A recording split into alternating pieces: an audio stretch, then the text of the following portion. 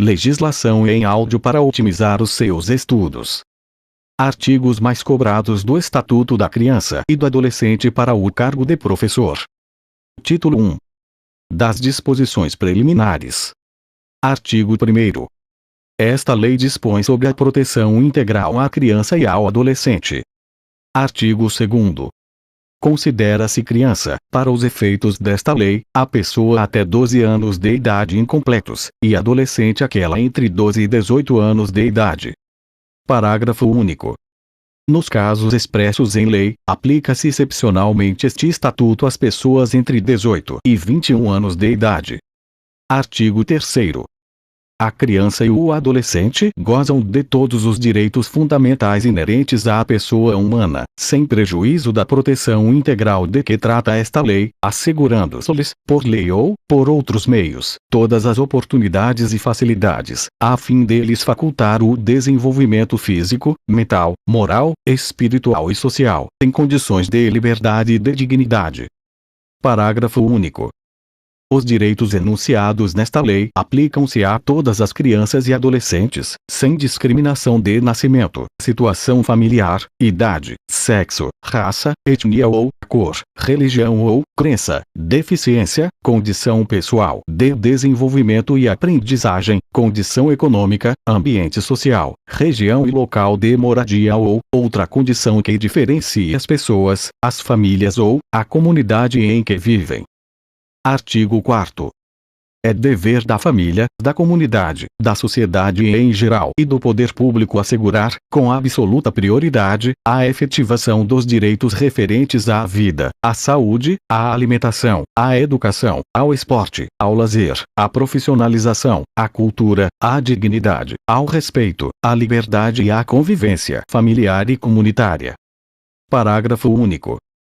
A garantia de prioridade compreende: a. Primazia de receber proteção e socorro em quaisquer circunstâncias. B. Precedência de atendimento nos serviços públicos ou, de relevância pública. C. Preferência na formulação e na execução das políticas sociais públicas. D. Destinação privilegiada de recursos públicos nas áreas relacionadas com a proteção à infância e à juventude. Artigo 5º. Nenhuma criança ou adolescente será objeto de qualquer forma de negligência, discriminação, exploração, violência, crueldade e opressão, punido na forma da lei qualquer atentado, por ação ou omissão, aos seus direitos fundamentais. Artigo 6º. Na interpretação desta lei, levar-se-ão em conta os fins sociais a que ela se dirige, as exigências do bem comum, os direitos e deveres individuais e coletivos, e a condição peculiar da criança e do adolescente como pessoas em desenvolvimento. Capítulo 2. Do direito à liberdade, ao respeito e à dignidade. Artigo 15. A criança e o adolescente têm direito à liberdade, ao respeito e à dignidade como pessoas humanas em processo de desenvolvimento e como sujeitos de direitos civis, humanos e sociais, garantidos na Constituição e nas leis. Artigo 16. O direito à liberdade compreende os seguintes aspectos: 1. Ir, vir e estar nos logradouros públicos e espaços comunitários, ressalvadas as restrições legais. 2. Opinião e expressão. 3. Crença e culto religioso. 4. Brincar, praticar esportes e divertir-se. 5. Participar da vida familiar e comunitária, sem discriminação. 6. Participar da vida política, na forma da lei. 7. Buscar refúgio, auxílio e orientação. Artigo 17. O direito ao respeito consiste na inviolabilidade da integridade física, psíquica e moral da criança e do adolescente, abrangendo a preservação da imagem, da identidade, da autonomia, dos valores, ideias e crenças, dos espaços e objetos pessoais. Artigo 18. É dever de todos velar pela dignidade da criança e do adolescente, pondo-os a salvo de qualquer tratamento desumano, violento, aterrorizante, vexatório ou constrangedor. Artigo 18-A. A criança e o adolescente têm o direito de ser educados e cuidados sem uso de castigo físico ou de tratamento cruel ou degradante, como formas de correção, disciplina, educação ou qualquer outro pretexto, pelos pais, pelos integrantes da família ampliada, pelos responsáveis, pelos agentes públicos executores de medidas socioeducativas ou por qualquer pessoa encarregada de cuidar deles, tratá-los, educá-los ou protegê-los. Parágrafo único. Para os fins desta lei, considera-se: 1. Castigo físico. Ação de natureza disciplinar ou punitiva aplicada com o uso da força física sobre a criança ou o adolescente que resulte em a. Sofrimento físico. Ou b. Lesão. 2. Tratamento cruel ou degradante. Conduta ou forma cruel de tratamento em relação à criança ou ao adolescente que a. Humilhe. Ou b. Ameace gravemente. Ou c. Ridicularize. Artigo 18. B. Os pais, os integrantes da família ampliada, os responsáveis, os agentes públicos executores de medidas socioeducativas ou qualquer pessoa encarregada de cuidar de crianças e de adolescentes, tratá-los, educá-los ou protegê-los que utilizarem castigo físico ou tratamento cruel ou degradante como formas de correção, disciplina, educação ou qualquer outro pretexto estarão sujeitos, sem prejuízo de outras sanções cabíveis, às seguintes medidas, que serão aplicadas de acordo com a gravidade do caso. 1. Encaminhamento a programa oficial ou comunitário de proteção à família. 2. Encaminhamento a tratamento psicológico ou psiquiátrico. 3. Encaminhamento a cursos ou programas de orientação. 4. Obrigação de encaminhar a criança a tratamento especializado. 5. Advertência. Parágrafo único. As medidas previstas neste artigo serão aplicadas pelo Conselho Tutelar, sem prejuízo de outras providências legais. Este áudio é uma colaboração do canal do Professor Online. Capítulo 3. Do Direito à Convivência Familiar e Comunitária. Seção 1. Disposições Gerais. Artigo 19. É direito da criança e do adolescente ser criado e educado no seio de sua família e, excepcionalmente, em família substituta, assegurada a convivência familiar e comunitária, em ambiente que garanta seu desenvolvimento integral. Parágrafo 1º. Toda criança ou adolescente que estiver inserido em programa de acolhimento familiar ou institucional terá sua situação reavaliada, no máximo, a cada 3 meses, devendo a autoridade judiciária competente, com base em relatório elaborado por equipe interprofissional ou multidisciplinar, decidir de forma fundamentada pela possibilidade de reintegração familiar ou pela colocação em família substituta, em quaisquer das modalidades previstas no artigo 28 desta lei. Parágrafo 2º. A permanência da criança e do adolescente em programa de acolhimento institucional não se prolongará por mais de 18 meses, salvo comprovada a necessidade que atenda ao seu superior interesse, devidamente fundamentada pela autoridade judiciária. Parágrafo 3º. A manutenção ou a reintegração de criança ou adolescente à sua família terá preferência em relação a qualquer outra providência, caso em que será esta incluída em serviços e programas de proteção, apoio e promoção, nos termos do parágrafo 1º do artigo 23, dos incisos 1 e 4 do caput do artigo 101 e dos incisos 1 a 4 do caput do artigo 129 desta lei. Parágrafo 4º.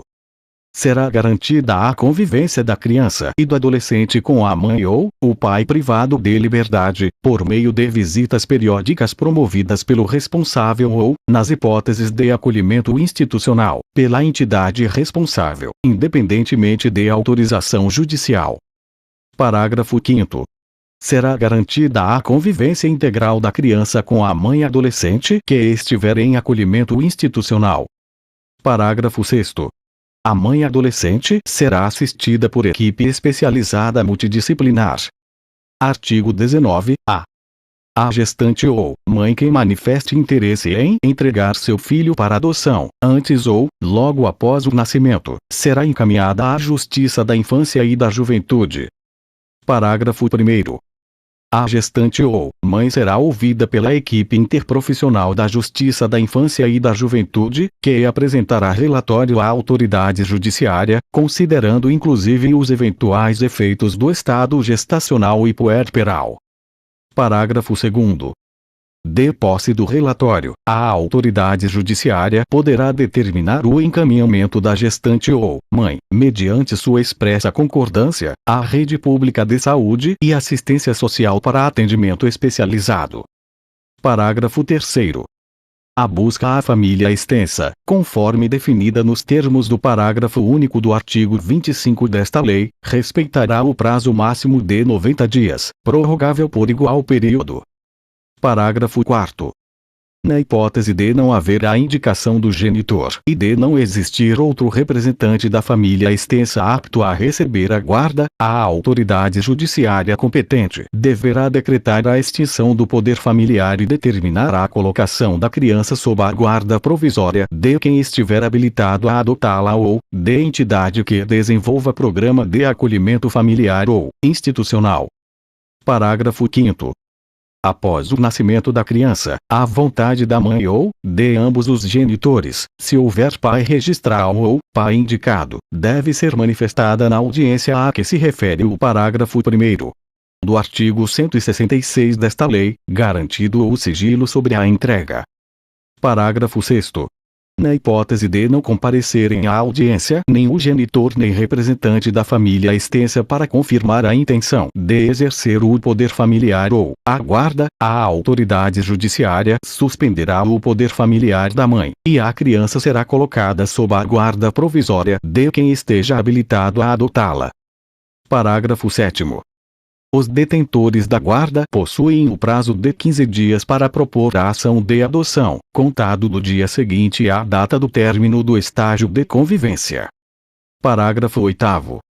Na hipótese de desistência pelos genitores, manifestada em audiência ou perante a equipe interprofissional, da entrega da criança após o nascimento, a criança será mantida com os genitores, e será determinado pela Justiça da Infância e da Juventude o acompanhamento familiar pelo prazo de 180 dias. Parágrafo 9º. É garantido à mãe o direito ao sigilo sobre o nascimento, respeitado o disposto no artigo 48 desta lei.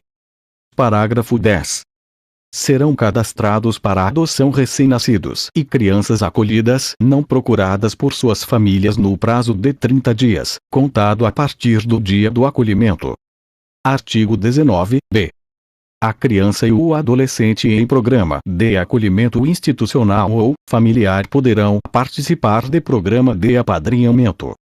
Parágrafo 1º. O apadrinhamento consiste em estabelecer e proporcionar à criança e ao adolescente vínculos externos à instituição para fins de convivência familiar e comunitária e colaboração com o seu desenvolvimento nos aspectos social, moral, físico, cognitivo, educacional e financeiro. Parágrafo 2º. Podem ser padrinhos ou madrinhas pessoas maiores de 18 anos não inscritas nos cadastros de adoção, desde que cumpram os requisitos exigidos pelo programa de apadrinhamento de que fazem parte. Parágrafo 3º. Pessoas jurídicas podem apadrinhar criança ou adolescente a fim de colaborar para o seu desenvolvimento. Parágrafo 4º. O perfil da criança ou do adolescente a ser apadrinhado será definido no âmbito de cada programa de apadrinhamento, com prioridade para crianças ou adolescentes com remota possibilidade de reinserção familiar ou colocação em família adotiva. Parágrafo 5º. Os programas ou serviços de apadrinhamento apoiados pela Justiça da Infância e da Juventude poderão ser executados por órgãos públicos ou por organizações da sociedade civil. Parágrafo 6º. Se ocorrer violação das regras de apadrinhamento, os responsáveis pelo programa e pelos serviços de acolhimento deverão imediatamente notificar a autoridade judiciária competente. Artigo 20. Os filhos, havidos ou não da relação do casamento, ou por adoção, terão os mesmos direitos e qualificações, proibidas quaisquer designações discriminatórias relativas à filiação. Artigo 21. O poder familiar será exercido, em igualdade de condições, pelo pai e pela mãe, na forma do que dispuser a legislação civil, assegurado a qualquer deles o direito de, em caso de discordância, recorrer à autoridade judiciária competente para a solução da divergência. Artigo 22. Aos pais incumbe o dever de sustento, guarda e educação dos filhos menores, cabendo-lhes ainda, no interesse destes, a obrigação de cumprir e fazer cumprir as determinações judiciais. Parágrafo único. A mãe e o pai, ou os responsáveis, têm direitos iguais e deveres e responsabilidades compartilhados no cuidado e na educação da criança, devendo ser resguardado o direito de transmissão familiar de suas crenças e culturas, assegurados os direitos da criança estabelecidos nesta lei. Artigo 23. A falta ou a carência de recursos materiais não constitui motivo suficiente para a perda ou a suspensão do poder familiar. Parágrafo 1º. Não existindo outro motivo que por si só autorize a decretação da medida, a criança ou o adolescente será mantido em sua família de origem, a qual deverá obrigatoriamente ser incluída em serviços e programas oficiais de proteção, apoio e promoção. Parágrafo 2º. A condenação criminal do pai ou da mãe não implicará a destituição do poder familiar, exceto na hipótese de condenação por crime doloso sujeito à pena de reclusão contra outrem igualmente titular do mesmo poder familiar ou contra filho, filha ou outro descendente. Artigo 24. A perda e a suspensão do poder familiar serão decretadas judicialmente, em procedimento contraditório, nos casos previstos na legislação civil, bem como na hipótese de descumprimento injustificado dos deveres e obrigações a que alude o artigo 22. Seção 2. Da família natural. Artigo 25. Entende-se por família natural a comunidade formada pelos pais ou qualquer deles e seus descendentes. Parágrafo único. Entende-se por família extensa ou ampliada aquela que se estende para além da unidade pais e filhos ou da unidade do casal, formada por parentes próximos com os quais a criança ou adolescente convive e mantém vínculos de afinidade e afetividade. Artigo 26. Os filhos havidos fora do casamento poderão ser reconhecidos pelos pais, conjunta ou separadamente, no próprio termo de nascimento, por testamento, mediante escritura ou outro documento público, qualquer que seja a origem da filiação. Parágrafo único. O reconhecimento pode preceder o nascimento do filho ou suceder-lhe ao falecimento, se deixar descendentes. Artigo 27. O reconhecimento do estado de filiação é direito personalíssimo, indisponível e imprescritível, podendo ser exercitado contra os pais ou seus herdeiros, sem qualquer restrição, observado o segredo de justiça. Seção 3. Da família substituta. Subseção 1. Disposições gerais. Artigo 28. A colocação em família substituta far-se-á mediante guarda, tutela ou adoção, independentemente da situação jurídica da criança ou adolescente, nos termos desta lei. Parágrafo 1º. Sempre que possível, a criança ou o adolescente será previamente ouvido por equipe interprofissional, respeitado seu estágio de desenvolvimento e grau de compreensão sobre as implicações da medida, e terá sua opinião devidamente considerada. Parágrafo 2º. Tratando-se de maior de 12 anos de idade, será necessário seu consentimento, colhido em audiência. Parágrafo 3º. Na apreciação do pedido levar-se-á em conta o grau de parentesco e a relação de afinidade ou de afetividade, a fim de evitar ou minorar as consequências decorrentes da medida. Parágrafo 4º. Os grupos de irmãos serão colocados sob adoção, tutela ou guarda da mesma família substituta, ressalvada a comprovada existência de risco de abuso ou outra situação que justifique plenamente a excepcionalidade de solução diversa, procurando-se, em qualquer caso, evitar o rompimento definitivo dos vínculos fraternais. Parágrafo 5º. A colocação da criança ou adolescente em família substituta será precedida de sua preparação gradativa e acompanhamento posterior, realizados pela equipe interprofissional a serviço da Justiça da Infância e da Juventude, preferencialmente com o apoio dos técnicos responsáveis pela execução da política municipal de garantia do direito à convivência familiar. Parágrafo 6º. Em se tratando de criança ou adolescente indígena ou proveniente de comunidade remanescente de quilombo, é ainda obrigatório: 1. Que sejam consideradas e respeitadas sua identidade social e cultural, os seus costumes e tradições, bem como suas instituições, desde que não sejam incompatíveis com os direitos fundamentais reconhecidos por esta lei e pela Constituição Federal. 2. Que a colocação familiar ocorra prioritariamente no seio de sua comunidade ou junto a membros da mesma etnia. 3. A intervenção iotiva de representantes do órgão federal responsável pela política indigenista, no caso de crianças e adolescentes indígenas, e de antropólogos, perante a equipe interprofissional ou multidisciplinar que irá acompanhar o caso. Artigo 29. Não se deferirá a colocação em família substituta à pessoa que revele, por qualquer modo, incompatibilidade com a natureza da medida ou não ofereça ambiente familiar adequado. Artigo 30. A colocação em família substituta não admitirá transferência da criança ou adolescente a terceiros ou a entidades governamentais ou não governamentais, sem autorização judicial. Artigo 31. A colocação em família substituta estrangeira constitui medida excepcional, somente admissível na modalidade de adoção. Artigo 32. Ao assumir a guarda ou a tutela, o responsável prestará compromisso de bem fielmente desempenhar o encargo, mediante termo nos autos. Subseção 2. Da guarda. Artigo 33.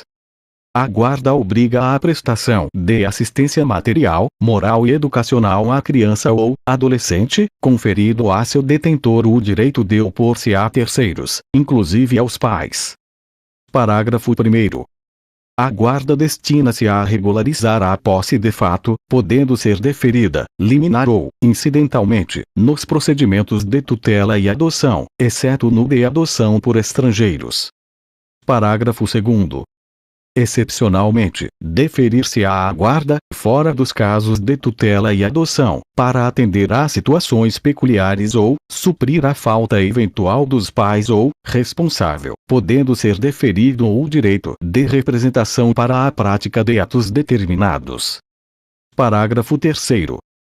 A guarda confere à criança ou adolescente a condição de dependente, para todos os fins e efeitos de direito, inclusive previdenciários. Parágrafo 4º. Salvo expressa e fundamentada determinação em contrário, da autoridade judiciária competente, ou, quando a medida for aplicada em preparação para a adoção, o deferimento da guarda de criança ou adolescente a terceiros não impede o exercício do direito de visitas pelos pais, assim como o dever de prestar alimentos, que serão objeto de regulamentação específica, a pedido do interessado ou do Ministério Público. Artigo 34. O poder público estimulará, por meio de assistência jurídica, incentivos fiscais e subsídios, o acolhimento, sob a forma de guarda, de criança ou adolescente afastado do convívio familiar. Parágrafo 1º. A inclusão da criança ou adolescente em programas de acolhimento familiar terá preferência a seu acolhimento institucional, observado, em qualquer caso, o caráter temporário e excepcional da medida, nos termos desta lei. Parágrafo 2º. Na hipótese do parágrafo 1º deste artigo, a pessoa ou casal cadastrado no programa de acolhimento familiar poderá receber a criança ou adolescente mediante guarda, observado o disposto nos artigos 28 a 33 desta lei. Parágrafo 3º. A União apoiará a implementação de serviços de acolhimento em família acolhedora como política pública, os quais deverão dispor de equipe que organize o acolhimento temporário de crianças e de adolescentes em residências de famílias selecionadas, capacitadas e acompanhadas que não estejam no cadastro de adoção. Parágrafo 4º. poderão ser utilizados recursos federais, estaduais, distritais e municipais para a manutenção dos serviços de acolhimento em família acolhedora, facultando-se o repasse de recursos para a própria família acolhedora. Artigo 35. A guarda poderá ser revogada a qualquer tempo, mediante ato judicial fundamentado, ouvido o Ministério Público. Subseção 3. Da tutela. Artigo 36. A tutela será deferida, nos termos da Lei Civil, à pessoa de até 18 anos incompletos. Parágrafo único. O deferimento da tutela pressupõe a prévia decretação da perda ou suspensão do poder familiar e implica necessariamente o dever de guarda. Artigo 37.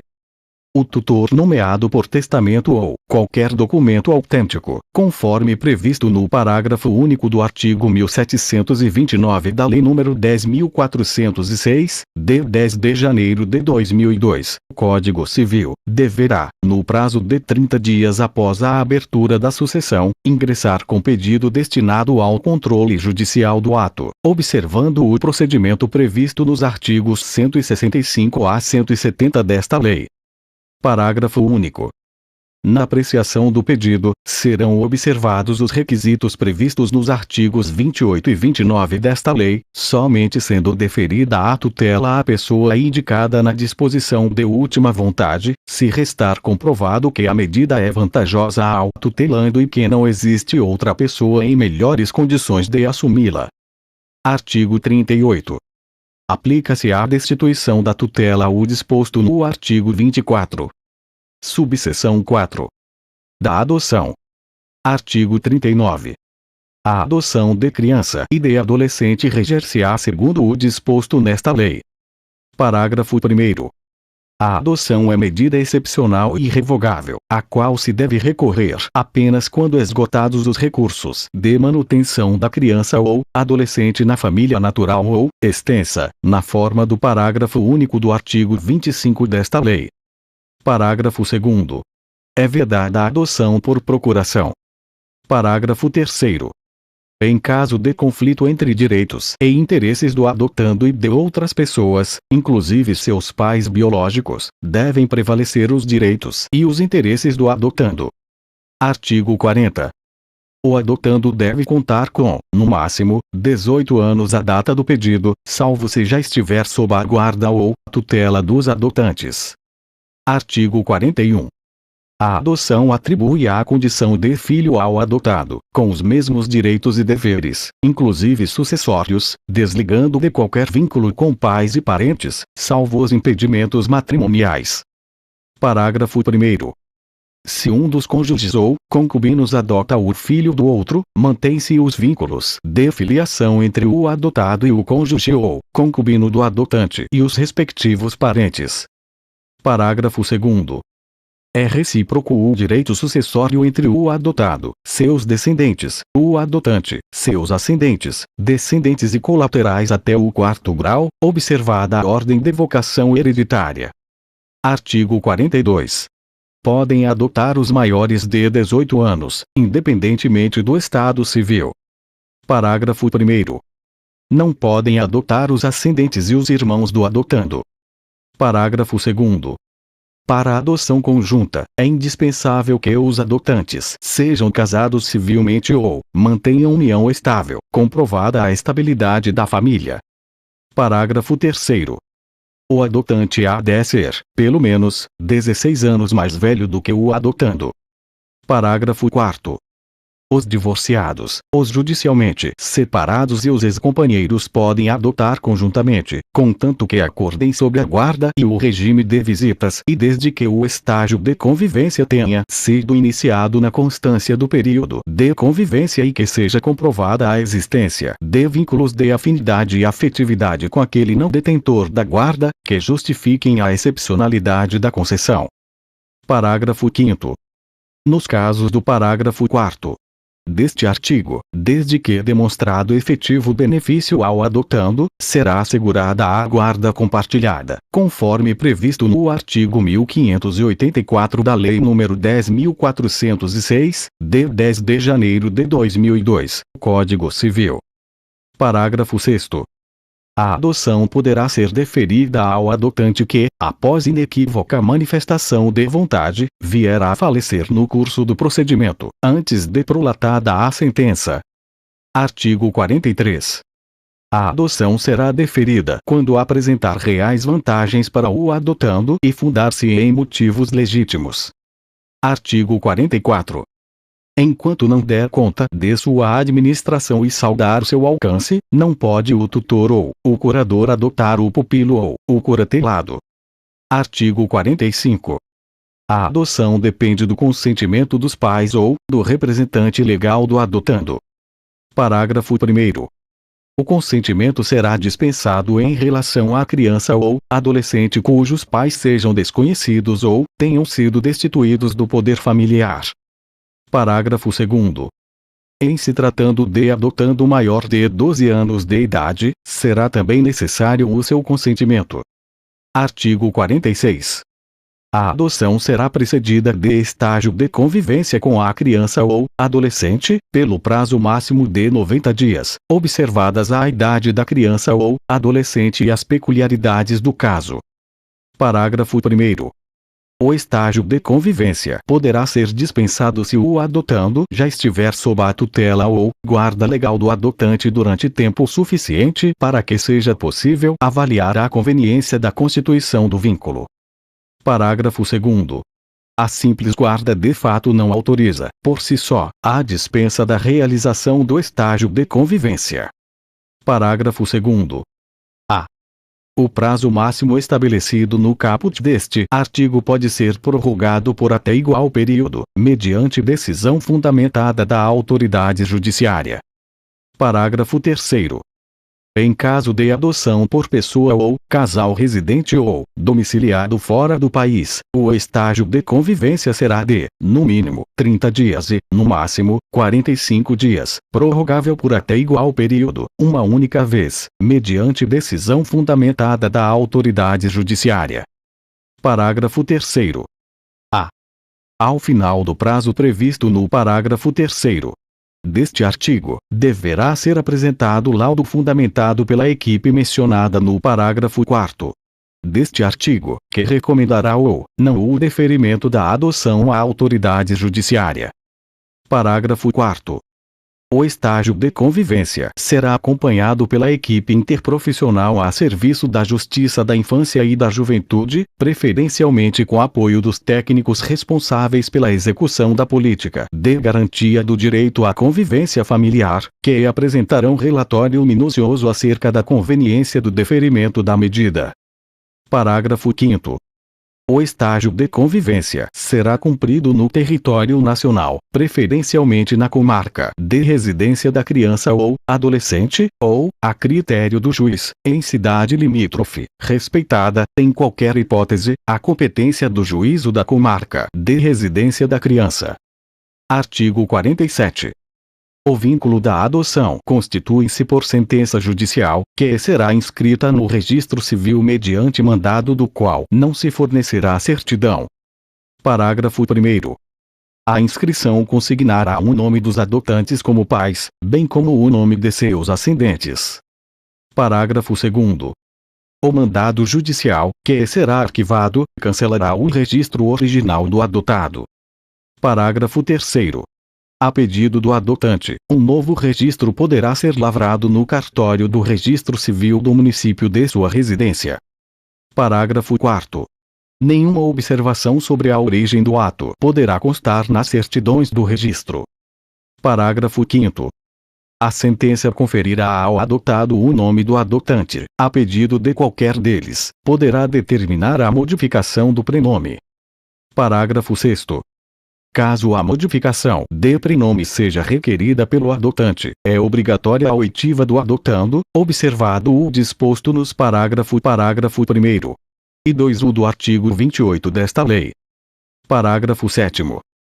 A adoção produz seus efeitos a partir do trânsito em julgado da sentença constitutiva, exceto na hipótese prevista no parágrafo 6º do artigo 42 desta lei, caso em que terá força retroativa à data do óbito. Parágrafo 8º. O processo relativo à adoção, assim como outros a ele relacionados, serão mantidos em arquivo, admitindo-se seu armazenamento em microfilme ou, por outros meios, garantida a sua conservação para consulta a qualquer tempo. Parágrafo 9º. Terão prioridade de tramitação os processos de adoção em que o adotando for criança ou adolescente com deficiência ou com doença crônica. Parágrafo 10. O prazo máximo para a conclusão da ação de adoção será de 120 dias, prorrogável uma única vez por igual período, mediante decisão fundamentada da autoridade judiciária. Artigo 48. O adotado tem direito de conhecer sua origem biológica, bem como de obter acesso irrestrito ao processo no qual a medida foi aplicada e seus eventuais incidentes, após completar 18 anos. Parágrafo único. O acesso ao processo de adoção poderá ser também deferido ao adotado menor de 18 anos, a seu pedido, assegurada a orientação e assistência jurídica e psicológica. Artigo 49. A morte dos adotantes não restabelece o poder familiar dos pais naturais. Artigo 50. A autoridade judiciária manterá, em cada comarca ou fórum regional, o registro de crianças e adolescentes em condições de serem adotados e outro de pessoas interessadas na adoção. Parágrafo 1º. O deferimento da inscrição dar-se-á após prévia consulta aos órgãos técnicos do juizado, ouvido o Ministério Público. Parágrafo 2º. Não será deferida a inscrição se o interessado não satisfizer os requisitos legais, ou verificada qualquer das hipóteses previstas no artigo 29. Parágrafo 3º. A inscrição de postulantes à adoção será precedida de um período de preparação psicossocial e jurídica, orientado pela equipe técnica da Justiça da Infância e da Juventude, preferencialmente com apoio dos técnicos responsáveis pela execução da política municipal de garantia do direito à convivência familiar. Parágrafo 4º. Sempre que possível e recomendável, a preparação referida no parágrafo 3º deste artigo incluirá o contato com crianças e adolescentes em acolhimento familiar ou institucional em condições de serem adotados, a ser realizado sob a orientação, supervisão e avaliação da equipe técnica da Justiça da Infância e da Juventude, com apoio dos técnicos responsáveis pelo programa de acolhimento e pela execução da política municipal de garantia do direito à convivência familiar. Parágrafo 5º. Serão criados e implementados cadastros estaduais e nacional de crianças e adolescentes em condições de serem adotados e de pessoas ou casais habilitados à adoção. Parágrafo 6º. Haverá cadastros distintos para pessoas ou casais residentes fora do país, que somente serão consultados na inexistência de postulantes nacionais habilitados nos cadastros mencionados no parágrafo 5º deste artigo. Parágrafo 7º. As autoridades estaduais e federais em matéria de adoção terão acesso integral aos cadastros, incumbindo-lhes a troca de informações e a cooperação mútua, para a melhoria do sistema. Parágrafo 8º. A autoridade judiciária providenciará, no prazo de 48 horas, a inscrição das crianças e adolescentes em condições de serem adotados que não tiveram colocação familiar na comarca de origem, e das pessoas ou casais que tiveram deferida sua habilitação à adoção nos cadastros estadual e nacional referidos no parágrafo 5º deste artigo, sob pena de responsabilidade. Parágrafo 9º. Compete à autoridade central estadual zelar pela manutenção e correta alimentação dos cadastros, com posterior comunicação à autoridade central federal brasileira. Parágrafo 10. Consultados os cadastros e verificada a ausência de pretendentes habilitados residentes no país com perfil compatível e interesse manifesto pela adoção de criança ou adolescente inscrito nos cadastros existentes, será realizado o encaminhamento da criança ou adolescente à adoção internacional. Parágrafo 11. Enquanto não localizada a pessoa ou casal interessado em sua adoção, a criança ou o adolescente, sempre que possível e recomendável, será colocado sob guarda de família cadastrada em programa de acolhimento familiar. Parágrafo 12. A alimentação do cadastro e a convocação criteriosa dos postulantes à adoção serão fiscalizadas pelo Ministério Público. Parágrafo 13. Somente poderá ser deferida a adoção em favor de candidato domiciliado no Brasil, não cadastrado previamente nos termos desta lei quando 1. Se tratar de pedido de adoção unilateral. 2. For formulada por parente com o qual a criança ou adolescente mantenha vínculos de afinidade e afetividade.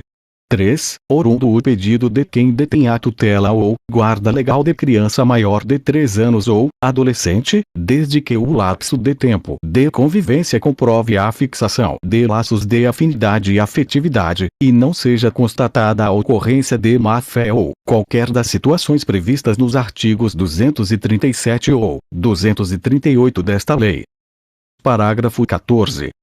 Nas hipóteses previstas no parágrafo 13 deste artigo, o candidato deverá comprovar, no curso do procedimento, que preenche os requisitos necessários à adoção, conforme previsto nesta lei. Parágrafo 15. Será assegurada prioridade no cadastro a pessoas interessadas em adotar criança ou adolescente com deficiência, com doença crônica ou com necessidades específicas de saúde, além de grupo de irmãos. Artigo 51.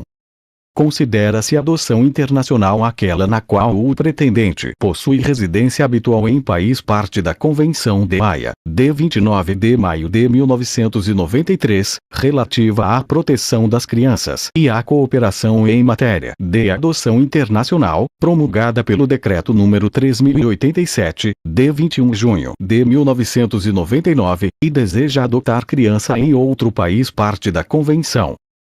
Parágrafo 1º. A adoção internacional de criança ou adolescente brasileiro ou domiciliado no Brasil somente terá lugar quando restar comprovado: 1. Que a colocação em família adotiva é a solução adequada ao caso concreto. 2. Que foram esgotadas todas as possibilidades de colocação da criança ou adolescente em família adotiva brasileira, com a comprovação, certificada nos autos, da inexistência de adotantes habilitados residentes no Brasil com perfil compatível com a criança ou adolescente, após consulta aos cadastros mencionados nesta lei. 3. Que, em se tratando de adoção de adolescente, este foi consultado, por meios adequados ao seu estágio de desenvolvimento, e que se encontra preparado para a medida, mediante parecer elaborado por equipe interprofissional, observado o disposto nos parágrafo 1º e 2 do artigo 28 desta lei. Parágrafo 2º. Os brasileiros residentes no exterior terão preferência aos estrangeiros, nos casos de adoção internacional de criança ou adolescente brasileiro. Parágrafo 3º. A adoção internacional pressupõe a intervenção das autoridades centrais estaduais e federal em matéria de adoção internacional. Parágrafo 4º. Revogado. Artigo 52. A adoção internacional observará o procedimento previsto nos artigos 165 a 170 desta lei, com as seguintes adaptações: 1. A pessoa ou casal estrangeiro, interessado em adotar criança ou adolescente brasileiro, deverá formular pedido de habilitação à adoção perante a autoridade central em matéria de adoção internacional no país de acolhida, assim entendido aquele onde está situada a sua residência habitual. 2. Se a autoridade central do país de acolhida considerar que os solicitantes estão habilitados e aptos para adotar, emitirá um relatório que contenha informações sobre a identidade, a capacidade jurídica e adequação dos solicitantes para adotar, sua situação pessoal, familiar e médica, seu meio social, os motivos que os animam e sua aptidão para assumir uma adoção internacional. 3. A autoridade central do país de acolhida enviará o relatório à autoridade central estadual, com cópia para a autoridade central federal brasileira. 4. O relatório será instruído com toda a documentação necessária, incluindo estudo psicossocial elaborado por equipe interprofissional habilitada e cópia autenticada da legislação pertinente, acompanhada da respectiva prova de vigência. 5. Os documentos em língua estrangeira serão devidamente autenticados pela autoridade consular, observados os tratados e convenções internacionais, e acompanhados da respectiva tradução, por tradutor público juramentado. 6. A autoridade central estadual poderá fazer exigências e solicitar complementação sobre o estudo psicossocial do postulante estrangeiro à adoção, já realizado no país de acolhida. 7. Verificada, após estudo realizado pela autoridade central estadual, a compatibilidade da legislação estrangeira com a nacional, além do preenchimento por parte dos postulantes à medida dos requisitos objetivos e subjetivos necessários ao seu deferimento, tanto à luz do que dispõe esta lei como da legislação do país de acolhida, será expedido o laudo de habilitação à adoção internacional, que terá validade por, no máximo, 1 ano. 8. De posse do laudo de habilitação, o interessado será autorizado a formalizar pedido de adoção perante o juízo da infância e da juventude do local em que se encontra a criança ou adolescente, conforme indicação efetuada pela autoridade central estadual. Parágrafo 1º. Se a legislação do país de acolhida assim o autorizar, admite-se que os pedidos de habilitação à adoção internacional sejam intermediados por organismos credenciados. Parágrafo 2º. Incumbe à Autoridade Central Federal Brasileira o credenciamento de organismos nacionais e estrangeiros encarregados de intermediar pedidos de habilitação à adoção internacional, com posterior comunicação às autoridades centrais estaduais e publicação nos órgãos oficiais de imprensa e em sítio próprio da Internet. Parágrafo 3º. Somente será admissível o credenciamento de organismos que 1. Sejam oriundos de países que ratificaram a Convenção de Haia e estejam devidamente credenciados pela autoridade central do país onde estiverem sediados e no país de acolhida do adotando para atuar em adoção internacional no Brasil. 2. Satisfizerem as condições de integridade moral, competência profissional, experiência e responsabilidade exigidas pelos países respectivos e pela Autoridade Central Federal Brasileira. 3. Forem qualificados por seus padrões éticos e sua formação e experiência para atuar na área de adoção internacional. 4. Cumprirem os requisitos exigidos pelo ordenamento jurídico brasileiro e pelas normas estabelecidas pela Autoridade Central Federal Brasileira. Parágrafo 4º. Os organismos credenciados deverão ainda 1. Perseguir unicamente fins não lucrativos, nas condições e dentro dos limites fixados pelas autoridades competentes do país onde estiverem sediados, do país de acolhida e pela Autoridade Central Federal Brasileira. 2. Ser dirigidos e administrados por pessoas qualificadas e de reconhecida idoneidade moral, com comprovada formação ou experiência para atuar na área de adoção internacional, cadastradas pelo Departamento de Polícia Federal e aprovadas pela Autoridade Central Federal Brasileira, mediante publicação de portaria do órgão federal competente. 3. Estar submetidos à supervisão das autoridades competentes do país onde estiverem sediados e no país de acolhida, inclusive quanto à sua composição, funcionamento e situação financeira. 4. Apresentar à Autoridade Central Federal Brasileira, a cada ano, relatório geral das atividades desenvolvidas, bem como relatório de acompanhamento das adoções internacionais efetuadas no período, cuja cópia será encaminhada ao Departamento de Polícia Federal. 5. Enviar relatório pós-adotivo semestral para a Autoridade Central Estadual, com cópia para a Autoridade Central Federal Brasileira, pelo período mínimo de 2 anos. O envio do relatório será mantido até a juntada de cópia autenticada do Registro Civil, estabelecendo a cidadania do país de acolhida para o adotado. 6. Tomar as medidas necessárias para garantir que os adotantes encaminhem à Autoridade Central Federal Brasileira cópia da certidão de registro de nascimento estrangeira e do certificado de nacionalidade, tão logo lhe sejam concedidos. Parágrafo 5º. A não apresentação dos relatórios referidos no parágrafo 4º deste artigo pelo organismo credenciado poderá acarretar a suspensão de seu credenciamento. Parágrafo 6º. O credenciamento de organismo nacional ou estrangeiro encarregado de intermediar pedidos de adoção internacional terá validade de 2 anos. Parágrafo 7º.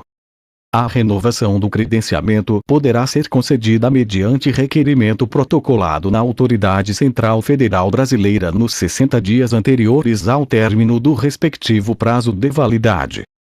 Parágrafo 8º. Antes de transitada em julgado a decisão que concedeu a adoção internacional, não será permitida a saída do adotando do território nacional. Parágrafo 9º.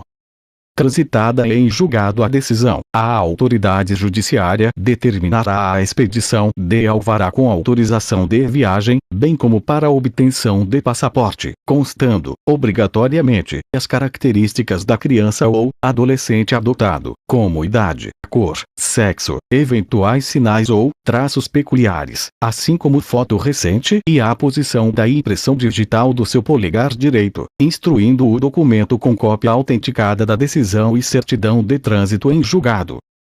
Parágrafo 10. A Autoridade Central Federal Brasileira poderá, a qualquer momento, solicitar informações sobre a situação das crianças e adolescentes adotados. Parágrafo 11. A cobrança de valores por parte dos organismos credenciados, que sejam considerados abusivos pela Autoridade Central Federal Brasileira e que não estejam devidamente comprovados, é causa de seu descredenciamento. Parágrafo 12. Uma mesma pessoa ou seu cônjuge não podem ser representados por mais de uma entidade credenciada para atuar na cooperação em adoção internacional. Parágrafo 13. A habilitação de postulante estrangeiro ou domiciliado fora do Brasil terá validade máxima de 1 ano, podendo ser renovada. Parágrafo 14.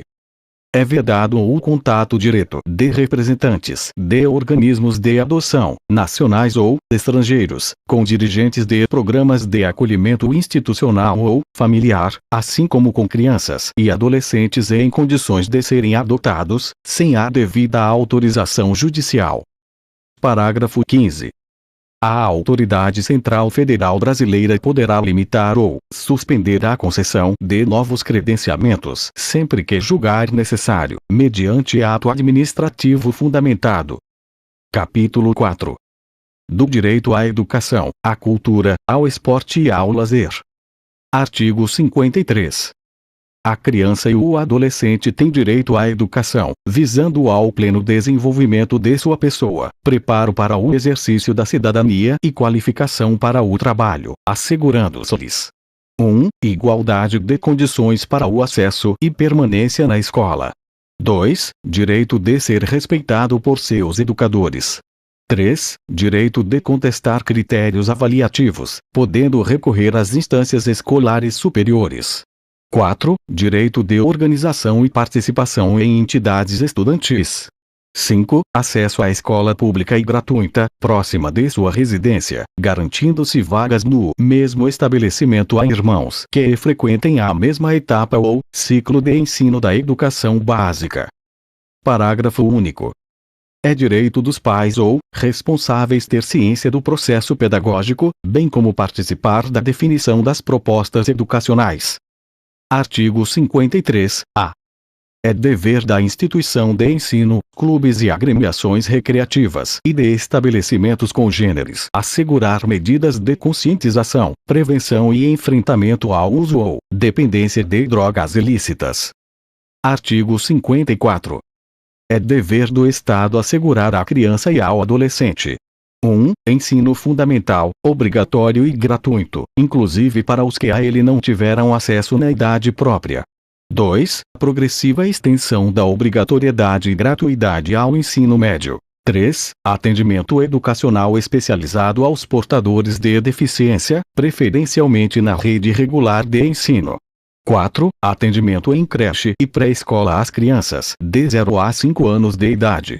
5. Acesso aos níveis mais elevados do ensino, da pesquisa e da criação artística, segundo a capacidade de cada um. 6. Oferta de ensino noturno regular, adequado às condições do adolescente trabalhador. 7. Atendimento no ensino fundamental, através de programas suplementares de material didático escolar, transporte, alimentação e assistência à saúde. Parágrafo 1º. O acesso ao ensino obrigatório e gratuito é direito público subjetivo. Parágrafo 2º. O não oferecimento do ensino obrigatório pelo poder público ou sua oferta irregular importa responsabilidade da autoridade competente. Parágrafo 3º. Compete ao poder público recensear os educandos no ensino fundamental, fazer-lhes a chamada e zelar, junto aos pais ou responsável, pela frequência à escola. Artigo 55. Os pais ou responsável têm a obrigação de matricular seus filhos ou pupilos na rede regular de ensino. Artigo 56. Os dirigentes de estabelecimentos de ensino fundamental comunicarão ao Conselho Tutelar os casos de 1. Maus tratos envolvendo seus alunos.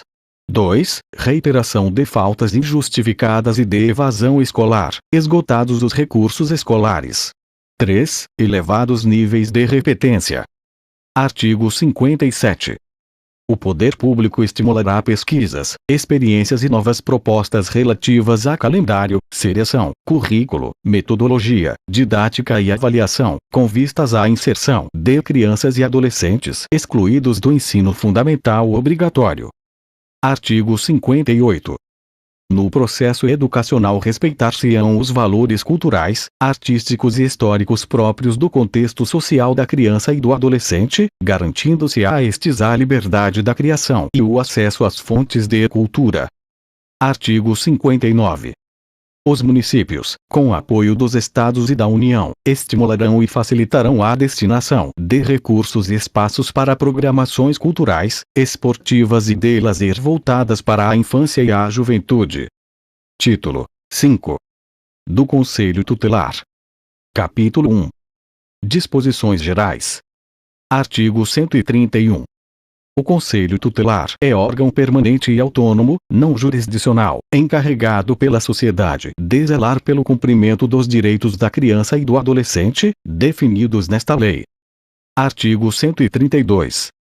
Em cada município e em cada região administrativa do Distrito Federal haverá, no mínimo, um Conselho Tutelar como órgão integrante da administração pública local, composto de 5 membros, escolhidos pela população local para mandato de 4 anos, permitida recondução por novos processos de escolha.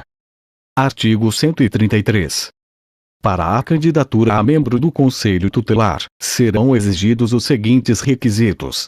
1. Reconhecida a idoneidade moral. 2. Idade superior a 21 anos. 3. Residir no município. Artigo 134. Lei municipal ou distrital disporá sobre o local, dia e horário de funcionamento do Conselho Tutelar, inclusive quanto à remuneração dos respectivos membros, aos quais é assegurado o direito a 1. Cobertura previdenciária. 2. Gozo de férias anuais remuneradas, acrescidas de 1/3 do valor da remuneração mensal. 3. Licença maternidade. 4. Licença paternidade. 5. Gratificação natalina. Parágrafo único.